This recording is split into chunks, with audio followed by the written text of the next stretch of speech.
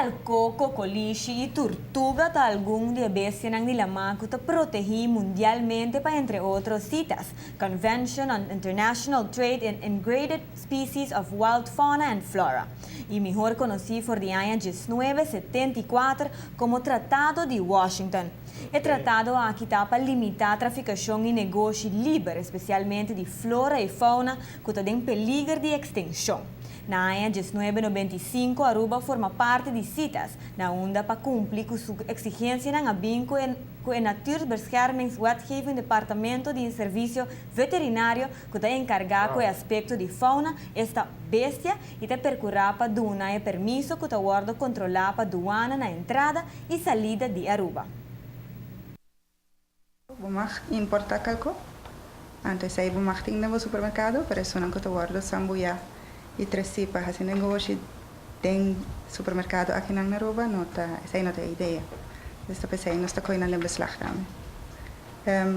Turista não conta pique não cocoliche não lama. Turista que vem Aruba para visitar Aruba não mag sali com calcona, não pode vai com cocoliche sim.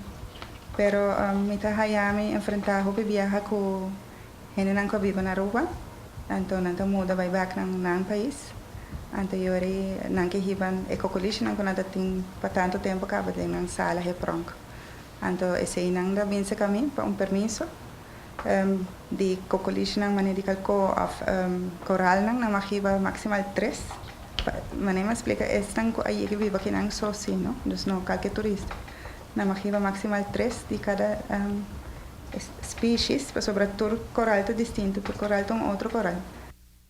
A regra não é estricta, está de moção para proteger nos coral e permisso da costa entre outros 75 florins.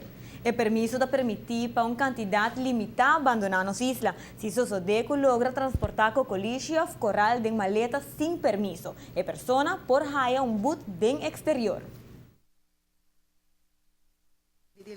CITES, o mister tem CITES export permit voor die lugar que bota saquele feje e vamos ter CITES import permit die lugar caminha bota drente e produto e proteção a base de CITES está varia de nível, pessoa nota tour espécie também são endangered, tem que mister mais proteção que outro, então está eigenlijk vooral para espécie que não vai perder na mão de negócio.